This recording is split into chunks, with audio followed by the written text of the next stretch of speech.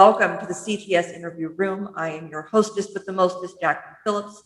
Joining me today is Frank Levandowski. He is a former staff sergeant in the United States Air Force, and he is currently a family practicing nurse here in Arizona. And he's also a personal friend of mine. And so today on our journey, we are going to talk about men's health. And I'm going to let him do a lot of the talking today because when it comes to talking to the men in our lives, they often don't listen to us. So I'm hoping that by inviting Frank on, we can talk about men's health and preventative medicine and making sure that the guys that we care about, including the team on CTS, stick around even longer than we want them to. I'm kidding. We love them. But with that being said, Frank, thanks so much for joining me today. Thank you for having me. So you are a family practicing nurse. Health is such an important thing that we really take for granted until it is just thrust in our face that it's a priority. And, as a wife, talking to my husband, he really just kind of brushes off my health concerns for him. He's, in his 40s. And I know that as we age, our bodies are more prone to disease. Why do you think guys don't want to talk about health? A lot of men have a ton of pride. I think men that need to take a step back and have some humility and understand that when a wife or significant other or someone important in their life is caring about their health, they're coming from a good place. So they need to at least listen. It doesn't mean you need to take the advice, but I think it's a good idea to listen because, again, it's coming from a good place. So I don't have a wife, but I'd like to believe if I did, if she's coming from that point of view, I'm open to it because I'm always growing and striving for the rest of my life. I'm always trying to get healthier. We all are, and we learn every day something new, right? In healthcare, we learn something new in science every day. So tomorrow changes what we know, and I think just men need to have that open mindset. And some are just stubborn. What do you think is? Besides pride, do you think that maybe fear is a factor in that? Yeah, maybe fear to actually address the problems. It's really easy to ignore things until it's too late, right? Like a heart attack doesn't happen overnight. You don't build plaque overnight. It's years and years of decisions, genetics, that we can't control, but the things we can control, right, are important. Smoking, for example. Smoking doesn't cause issues the next day, but 30, 40 years of it, 10 years of it, 5 years of it causes issues that may or may not ever be healed. So I don't know, men. I don't understand men necessarily because I try to be open to advice. And maybe that's because I'm in the field too. Like I have to have humility to be good at what I do because we all are always learning. And yeah. But I'm sure you have friends that are, they tend to ignore when people bring things up to their attention. Mm-hmm. Yeah. No, go ahead. I think some people just don't care that much about health until it becomes a problem. Right? I think some people are just busy in their life. In America here we are, I think we're over busy. We're filled from morning to night. We have very short weekends. We have families. We have careers. And then I think people neglect it because it's an easy thing to neglect, right? It's not easy to consistently exercise. It's not easy to eat healthy. Any health intervention is really not easy. And we're built around, not to be like all over the place, but in America, like we're built around convenience. Yeah, convenience, speed, right? How do you go through a drive-through and eat something healthy? It's very difficult, So I think more people are becoming more aware of it. I think, even with our current crisis, health is a factor. So I think, with heart attacks increasing, cancer, autoimmune disorders, we see it all the time. We're seeing people, I'm seeing children so obese, and they're 8 years old, 5 years old, 3 years old. And the science is if you're obese before age 18, you have a 90% chance you're going to be obese in life. So really, we need to target health interventions when they're kids. Because if we're going to lose them if we don't start at that age. We're having diabetes start so young now, and heart attacks are going to start happening in their 30s when usually it was their 40s or 50s. Cancers, colon cancer has increased. It just went from it was recommended at age, I believe it was age 50. Now it's age 45 because people are dying of colon cancer earlier, and health interventions is a part of that. Our diet mainly, but exercise, stress, connection, connection with the community and having family and friends. Like that's important to health. Like, I don't know, I could talk about this all day, but. And that's why I reached out to you. I think it's good to have those conversations. Not everyone is as privy as I am, but how do you start that conversation? How do you say, hey, you're turning 45 this year, and it would really suck to lose you to colon cancer. How do I talk you into going and getting a colonoscopy? Well, I have to do it at work, right? So I tell people all the time, I'm like, I care about you. That's how I start. I care about you, and I want you to be here. I want you to be happy and healthy. This is the research I've done. This is what I've seen personally. I do it for a living, right? So I think when you come from a loving, caring position, you just have a way better chance. It's when you're judgmental, right? It's the people that are like, you need to do this, or this is what I've read, or, it could be a bodybuilder that's like, you need to be healthy like me. I'm sorry, not everyone's a bodybuilder, or a physician that it has an ego. I think people need to set their ego aside and just come from that loving, caring position. Let's talk about stress for a minute. We live busy lives, and we have this culture of hustle and grind and, morning to night, get it in, get it done. How do you start to break that cycle of stress? Well, you have to be different. So that's not easy. I think we're chronically stressed, which chronic stress leads to so many poor health outcomes. So you have to be different. We're like ants in an ant farm. You see it. You see people drive, like I live in Arizona, Phoenix, the freeway, you have to drive 20 miles per hour over the speed limit to just keep up. The 17 is a nightmare. Yeah. What are people in such a rush for? Like, is everyone late to work? Like it's, you see it at like Costco, you see it at the grocery store. Like there's this angst, this internal angst that's going on. It's like, we have to have more and more and more and more. And this greed and this, like, I fight it personally. Like I'm fairly newly single and I have downtime, right? Which I'm fortunate and blessed to even have. But I have to like not beat myself up to have this time. Like it's okay if I want to like take a nap or I don't know, go hike or hang out with friends. Like it's all right. Like I do what I'm supposed to do. But I just don't think we were wired or made to be constantly on the go, and it catches up to you. I can definitely relate to that. Over the summer, I actually had a cancer scare, and it really put a lot of things into perspective for me. And I consider myself to be a fairly healthy person. I eat well, I exercise, but I too fall into the trap of just constantly grinding things out, and from sun up to sundown, going and going and going. How do you start to look for things? When do you start to step back and go, there's some physical symptoms that aren't looking right? I'm coming up on 39. My husband's in his 40s. What are things that we should start looking at and being aware of as, precursors to maybe something bigger down the line? Well, I think our body gives warning signs, right? It'll tell us kind of what's going on. Like, how is your sleep? Are you feeling restful? Are you sleeping through the night? Are you, during the day, do you have excessive fatigue? Are you excessively hungry? Are you aggravated, right? Are you not happy? Are you depressed? Are you sad?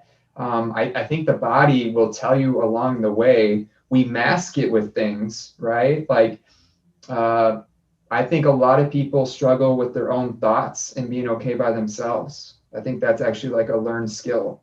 I think people also stay busy just to avoid things. Maybe there are real problems in their life, right? It's easier to stay busy than it is to actually reflect on yourself, look in the mirror and be like, man, I got to work on these things, Do you think that mindfulness should be part of integrated medicine? I think it should be with anybody. I think mental health is way neglected. I think it's not talked about enough. Um, you know, it's been shown and proven in medicine. It's not really understanding, but having faith, having some belief helps with healing. You know, it can't be explained by science, but it's there in the literature. So I think mindfulness should be, it's becoming more popular. I think 100%. I think physicians and providers are like opening their mind to more holistic care. I'm a family nurse practitioner, and like the nursing background is more of a holistic mindset. So we're taught when someone says they have neck pain and they're in a hospital bed, we're taught to get them a pillow first before we just give them medication, right? Sometimes that's all they need. Sometimes they just need their pillow fluffed, right? Or maybe they need a light massage or something. Like, it's not always a pill that's going to fix you, right? So I try to, when I give medication, I try to also give health interventions that are helpful. You know, that's going to help too. You mentioned, just a quick fix with a pill. What are your thoughts on the pharmaceutical industry? It's good and bad. I think you have to just understand. I don't think so many people are bad people. I think 90% of people are good people, and they're focused on themselves and their family, and that's natural. I think that the pharmaceutical industry, they are rewarded for creating a drug and making money. They're also rewarded to make money in the United States because we have brand drugs, right? They get 10 years of patent where they can sell it at higher value. But you got to understand that they sell in India for 1/10 of the price, where they don't make as much profit. So we're actually paying more for the world. So that's part of the problem. But if you there are drugs that work. Now, I don't think any drug should be pushed as a cure necessarily. So there's a balance between Western, Eastern medicine, health intervention. There's just this balance, and we're understanding that. Like, pharmaceutical is not going to save the world. It's helping though. So I've gone back and forth. I was anti-medicine for a while. When I went into like a carnivore keto diet, felt amazing. But you know what? I'm sorry, your diet doesn't fix everything. Sometimes you do need medication, and that's okay. So let's focus on diet for a minute. So as our bodies age, we've worked on these cells, and we've had these organs for a long time. What are some things that we should be doing with our diet as we are aging, just to make life easier on us? The first thing, again, I believe in more of a carnivore keto diet approach. That's my personal belief. I've researched for years and years and years and years. I've seen it in medical practice when I recommend it to patients. If someone wants to be vegan, it's not my favorite way to go, but I'm going to support them. Right? I'm still going to support you. If that's your belief and that's what you want to do, I'm going to maximize what that is. Anything that isn't fast food. Yeah. So, you just don't really want the standard American diet, right? So the main thing you want to do is cut out the bad oils, right? The processed oils, the vegetable oils. They shouldn't even exist, right? It should be basically olive oil, coconut oil, avocado oil. That's pretty much it for oils. Cut out sugar, fake and regular sugar. Like, just cut out sugar, and then cut out beverages. There's no such thing as a good soda. Like, it just doesn't exist. It's not good for you. Calories is not everything, right? Because 0-calorie soda, with aspartame and different things, causes an insulin response that isn't necessarily calories, right? They're talking now. There's many experts are talking about the foundation of health is insulin resistance, insulin sensitivity, and it's linked to so many different disorders. And that's the beginning of like diabetes, for example. So, sorry, I lose my train of thought a little bit, but that's okay. I like going all over the place because the body is not a one-size-fits-all. Yeah. So I think just the first step is to cut some things out. Let's cut some things out. Keep your diet. Don't overhaul it, because a lot of people do the yo-yo diet. That's not good. Right? You lose 50 pounds, you gain 60. You lose 30 pounds, you gain 40. Right? When you lose weight rapidly, I think in a calorie deficit, your body is not trying to starve itself, so it struggles. Your ghrelin, your leptin, which is your appetite hormones, stay the same. So if you're at 200 pounds, you want to get to 150, your body is still telling you to be 200 pounds when you're at 150 when you don't do it healthy. So it takes time, and sometimes it's been like years that the hormones stay the same still. It's telling you, it's your body's telling you to eat the same amount basically that you used to eat. So our main focus should be prevention. So I want to get into hormones with you, but in a minute. But what I want to do is I want to go back to weight loss, because it really is something that a lot of us struggle with. Um, what are your thoughts on intermittent fasting? I fast every day. I think it's natural. It's how our ancestors lived. I think we need to look at ancestral health for an example. Be like, how did we live for a long time? All our ancestors did not have food, right? They were limited, so they had to naturally fast. Fasting is amazing. It's like the easiest thing to do, in my opinion. I skip breakfast every day. I don't eat usually until 2 o'clock. I have black coffee to start the day. Counter what we've been taught as children is breakfast is the most important meal of the day. How do you flip that mindset? That was a food industry. It was a food industry thing. A lot of it is people are addicted to carbohydrates and sugar, that sugar response, and your body will crave it, but you can break that. It'll probably take a couple weeks, and it's not going to be comfortable. Nothing worth having is comfortable. Nothing worth having is easy. I love that.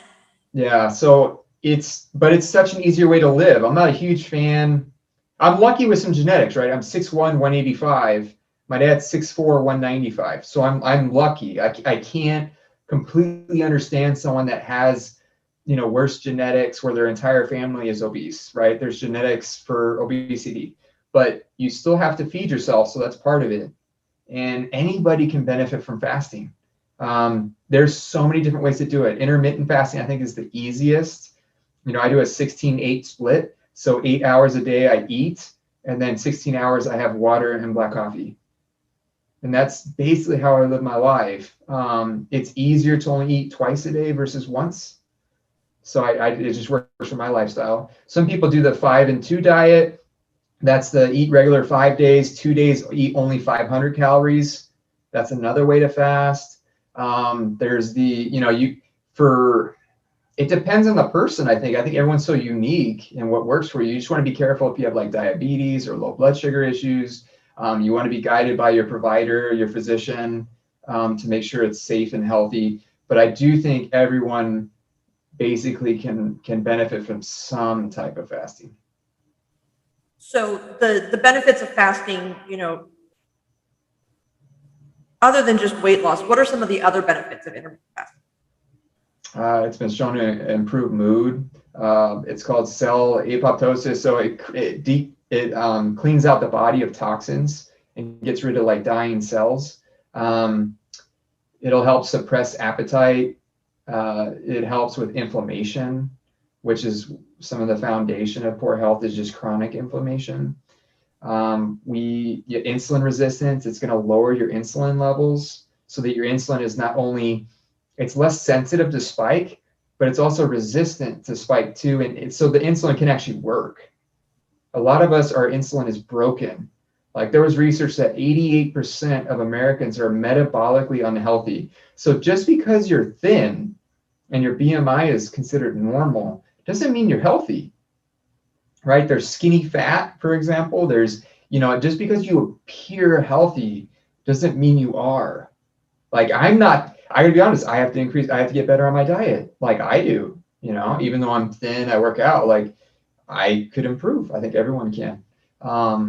So fasting, oh my goodness, we're just finding out more and more and more, but I don't think there's almost any poor literature other than if you have diabetes or you have some condition where your blood sugars are not stable. I think there's some type of fasting your provider can integrate in your life. Yeah, and I'm going to take a moment and make the disclaimer that at no point in this conversation are we telling anyone to go do any of these things, but if you do have questions, to go see a licensed provider, do your research, ask good questions, and make sure that you have someone overseeing your healthcare because it is important.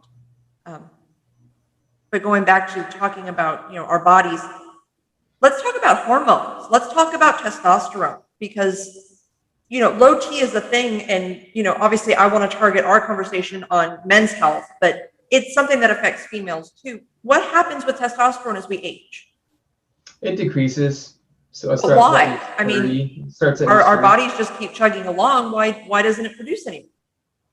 Well, the body slowly starts to break down, right, over time. So part of it is our interventions. There's guys that are in their 50s that are killing it.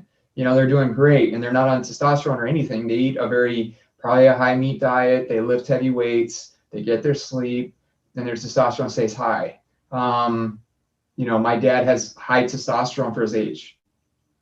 He's never touched testosterone. He's doing great. But then there's guys at like 30 that are struggling, right? And it could be testosterone is linked to so many things: depression, anxiety. It's not just physical symptoms. It's not just fatigue, lethargy, decreased sexual drive. Like it's all the male characteristics you kind of want. You don't want it too high, but you want your testosterone to be at a healthy, optimized level for you to feel good.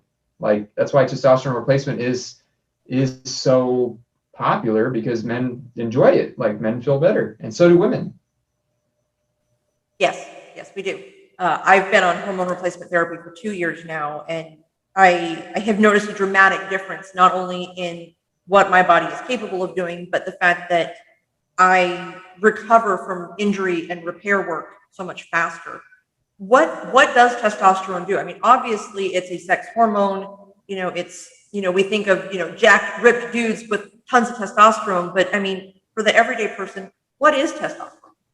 Testosterone basically it keeps the body functioning, right? It's a hormone that's a chemical messenger. It's an androgen, so it helps build muscle in the body.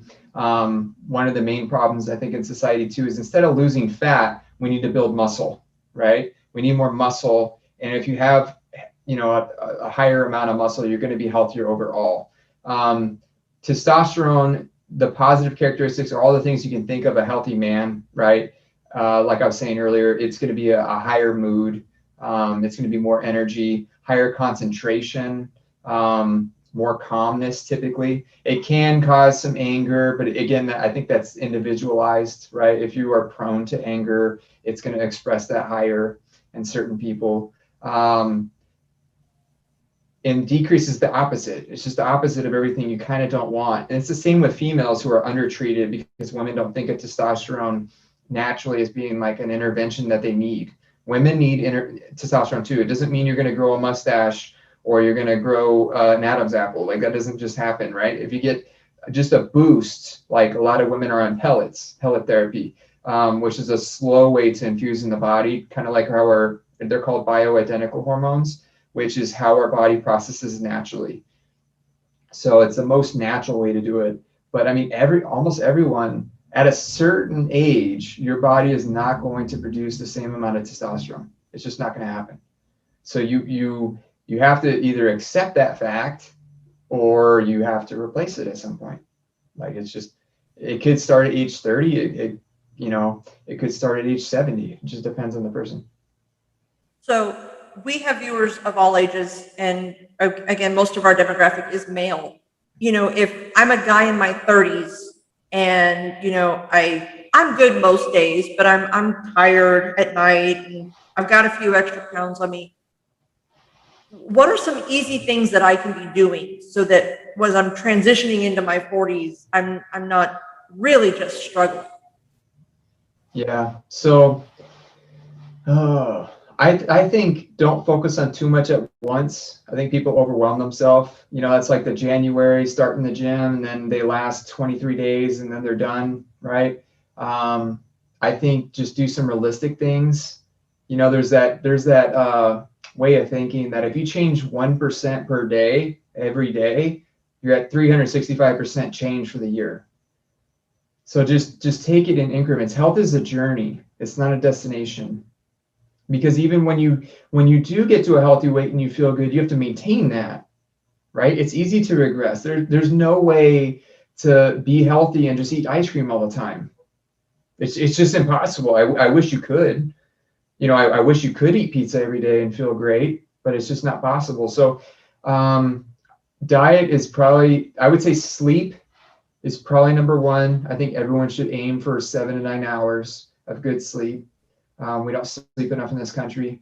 We don't recover. The next thing would be diet, right? It's fitness is 80% diet, 20% exercise. They used to think it was the opposite. You cannot outwork a poor diet. So I'd rather work out. I think his name's Ted Neiman. He's a famous physician. He's on like social and stuff. He was big onto like he's ripped. He's shredded. I think he's in his 40s. And he works out, I think it's like 3 times a week, body weight exercises. I think it's like 45 minutes. Like it's not much, right? It's intense, quick workouts. But a lot of it is his diet. He's all about protein. So I would start with sleep, diet. The next thing, I would say some type of exercise. It doesn't have to be CrossFit. You know, that's okay. You don't have to throw up 300 pounds above your head. You can just go for purposeful walking though. To start, you can just walk around the block. Start there. You know, do 10 minutes straight at a good pace. You don't have to sprint. You don't have to be out of breath. That's been shown to really help. Sauna. You know, again, being safe, but a sauna, if you do 20 minutes in a sauna, it mimics exercise. So that's something to start with, like start slow and kind of work your way towards better habits. Like I don't think many people just one day just change their whole life. You know, this isn't a movie. Most people need, you know, small interventions that grow over time and you build momentum. You know, the tortoise wins the race every time, right? Versus the hare. So let's talk about exercise for a minute. Mm-hmm. You know, you mentioned CrossFit and throwing up 300 pounds, and you know, you in turn also talk about taking just a purposeful, brisk 10-minute walk. Where do you think your best effort is put in exercise? You know, or should I focus on my weightlifting? Should I focus on my cardio? Should I try and find a nice blend of both? Or is it just more important that you're just moving? We just need to move more. Well, first, just understand something is better than nothing. So whatever that is, if you do what makes you happy, if you like to swim, go swim. If you like to run, go run. But I'm not a marathon runner. I really don't have any interest in it. So I don't really want to do it. So I'm not gonna. But what I try to do is high intensity interval training. So I work out maximum of an hour. That's it. I don't go in there to talk. I don't go in there to socialize. I work out hard for an hour, then I go home. I do exercises that are not going to hurt me.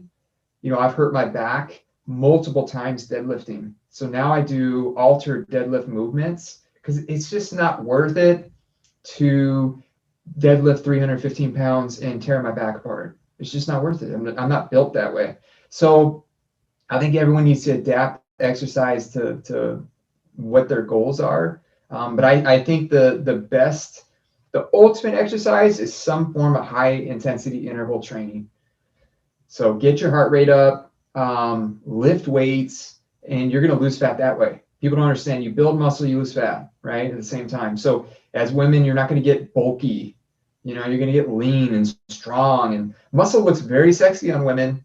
You know, you don't need to be a CrossFit girl, but it's good. It looks good. Like, it's okay. That is definitely something that I hear at the gym a lot. Our trainer will often tell us, you know, it's okay to lift heavy weights. It's actually good for you to lift heavy weights. You're not going to, you know, look like a WWE wrestler if you lift a little bit heavier of a weight. I think weight training has become a very important part of my exercise just because it helps maintain my bones. You know, as a woman, osteoporosis is something that I'm going to be on the lookout for. The better my muscle is, the more I'm supporting my bones. It's all a combined system. And I think that, you know, finding that happy medium of doing what makes you happy, that's a physical activity, and at the same time, being uncomfortable with it. It's okay to be uncomfortable for a moment if you can push through to the next level, because it's all just progress. Yeah, I think we also go through phases of life. I've had it where exercise was like the number one thing I was doing, and right now it's not. But I still do it. I still work out like at least 3 times a week. I'm actually hiking the Grand Canyon rim to rim with my dad. So I'm more training for hiking right now. So it's just the season I'm in. And I have to accept that, like not all the time I'm going to be lifting heavy weight. I try to lift heavier weight though when I do lift. You have to push the body to grow it. It doesn't just grow by having lackadaisical, movements. That's not how the body works. You have to force change for muscle to grow. So, yeah, I think we put too much pressure on each other and on ourselves. You know, we have a body image crisis in America for females and males. It's not really talked about for males. We're Well, expected. let's talk about it. Let's talk about body image for males. I have a teenager at home, and it's something that I'm very conscientious of with him. What are body image issues that guys are facing? Well, from a young age, we're expected to be shredded. We're expected to be 6 foot tall or taller, big, big muscle guy and lean, right? All at the same time, which is not very easy to do. First, you can't control your height. Second, it's not easy to be big and lean. You may have some poor genetics that doesn't build to that. You might be bulkier. You might be thinner. And to do that, men are being involved in anabolics very early at an earlier age. We're overly competitive in sports. Most of us don't become pro athletes. So this whole thing about kids constantly playing sports and sports and sports and sports, it's just there's just a lot of pressure on kids. There's a huge male image crisis. Like we're expected to be Arnold Schwarzenegger, and that's just not. No matter what I do, I could do all the hormones in the world. I'm not going to look like Arnold. I don't have the genetics. Like it's just not going to happen. So I think people need to be more realistic about what's obtainable and what's healthy. Because another thing too is just because you are a bodybuilder physique doesn't mean you're mentally healthy, doesn't mean you're spiritually healthy, doesn't mean you're emotionally healthy. You could be an absolute wreck. But just because you have bicep veins doesn't mean you're healthy. Health is a holistic thing. It's an entire circle. It's definitely something that I try to be aware of with my teenager. My son will never be shredded. He's slim build, just like his dad. And we spend a lot of time focusing on just be healthy, just be happy. Your happiness is way more important. And I think, in addition to physical health for young men, we really neglect the mental health aspect of young men's lives and developing good habits and positive mindsets. It's one of those things where it's so easy to say, boys don't cry, tough it out. And we have developed this mentality that men aren't allowed to have emotions. And I think part of bottling that up is a detriment to their physical health, not just their mental health. Yeah, I try to break that down. It's okay to be big and strong and also cry. Crying is a normal emotion. It's a good way to process things. We're taught not to express emotion because all the people we look up to don't, right? We don't like seeing your dad cry. We don't like seeing men cry, especially strong ones, because we're just like, it's like awkward, right? If you see mom cry or your aunt or a female, you're like, oh, I feel bad. Like for a guy, you get awkward or some people judge.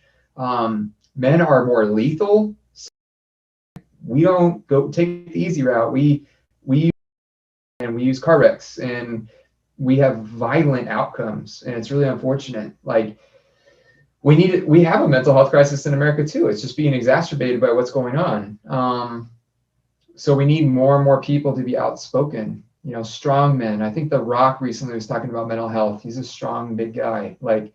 We need more people like that. We need more father figures to talk about it and be more open about their issues. So in talking about preventative medicine, screening, I think, is a really big thing that gets overlooked by a lot of men because it takes time away from work, it takes time away from life, it's invasive, it's uncomfortable. The guys that I'm working with, they're going to be in their late 30s, early 40s to mid to late 40s. I really want them to be with me for a while because they're great dudes. So where should they be going and what kind of screening should they be doing? Well, at 40, you start cancer screening. So if you have, like I have prostate cancer in my family, so I'm already having PSA levels checked at 30. It's ahead of time, but I'm just going to be very cautious of it. So you first have to understand your own family history, right? Genetics is such a huge factor. And then you want to listen to the standards in medicine right now. Like colon cancer can be pretty much prevented if you do colonoscopies, right? They take out polyps and they prevent cancer from growing. It's usually a slower cancer too. So it takes years for it to expand in the colon. You want to start worrying about heart health. I've known 2 people personally, and you would have thought they were pretty healthy, that died in their 40s of heart attacks, male and female. So we're seeing people die younger in their 40s. Like you need to start getting serious. Like really, you should get serious, more serious younger. But things I look for in males are, a big thing is abdominal obesity. So, just because your BMI is normal, body mass index, I think BMI gives us an idea of where someone's at, but it's not anywhere close to perfect. But abdominal obesity is not good, regardless. It's not normal to have a beer belly. It's not good for you. You have visceral fat. That's a way more indicator of heart attack and stroke than cholesterol is, right? It's just abdominal obesity. And we've just become so accustomed to it that we think it's normal. And then when you start noticing, you're like, man, everybody's got some type of a belly. You don't need 6-pack. You don't need 6-pack. I don't think that's healthy either. But, probably not. But abdominal obesity, and then just, I think, do you feel good? How do you feel? Do you feel good most days? Do you feel good throughout the day? Do you not? Are you stressed? Is that part of your health? Are you sleeping? What's your mood like? Are you depressed? Are you sad? Are you angry? Like, I try to start very simple, let people tell me. And then if they're open to it is when I bring up interventions. If they're not open to it, I'm not going to waste my time. So someone in that age range, we're looking at, screening for their cholesterol, looking at their weight, looking for colon cancer. What about blood sugar? Is that something that, people need to keep an eye on? Well, every year you need to have labs done, I think. A CBC, CMP. So you're looking at your kidneys, your liver, you're looking at your blood sugar levels. It should be fasting. Now people are looking at insulin levels as well. There's inflammatory markers we're looking at now too, which are more indicative of heart attacks and strokes. So I think everybody should have labs drawn every year. I think hormones should be checked. You want a healthy balance between testosterone and estrogen. You want a healthy value. Now, if you're at 700 testosterone, but you still have signs and symptoms of low testosterone, maybe you do need treatment. That's not what literature says, but that's what I've seen in the community with other providers and what we're seeing. Everyone's different. We're not just all numbers either. You have to treat the person as well as do tests and labs. Like we focus too much today on numbers, right, and tests and chest x-rays and CT scans and MRIs and all this stuff. And like, why are you ordering that when they don't have symptoms? Like sometimes. So there's a balance as a provider, but everybody should get labs every year. It's not bad to have a periodic EKG, so a picture of your heart, chest x-ray periodically, and then everything following the Cancer Society, what they recommend. United States Preventative Task Force, their recommendations I would follow. So like colon cancer just changed from 50 to 45, or even younger if you have history, or I think if you're African American, I think it's age 40. Don't quote me on that, but prostate cancer screening at age 40. I think it's something like men get 2/3 of men after age 70 get prostate cancer. So it's some ridiculous amount. We need to do, every provider in primary health does a depression questionnaire too. We do a PHQ-9, which is 9 questions that ask some things to diagnose or see if the depression is something to look for. Catch that early before it's too late down the road, right? So those are a few things. Well, I really want to thank you for your time today. I like that we are able to share the perspective that health is a journey and that it's not something that magically changes overnight. It is a progressive journey, and that it's not about pride and ego. It's about making steps so that you can live a happier, healthier, longer life. And, you know, it's really great that you took the time to be with us today. And I genuinely appreciate you and your insight. And, you know, go see your doctor. It's not big and scary, and it doesn't take very long. It's worth it because there are people that care about you, that want you around. So and find a good one. If you don't like one, go get another one. That's okay. Like, I have a specific mechanic. I also have specific providers in my life. You know, that's okay. I'm not the best provider for everybody, and that's okay. I will refer you to someone that probably will be. You don't have to just stick with your doctor when they mistreat you and they don't listen to you. Like, that's okay. And I think that's a great note to end on. Frank, thank you so much for your time. Guys, take care of yourselves. Be healthy, be safe. Stay safe out there. Thanks a bunch.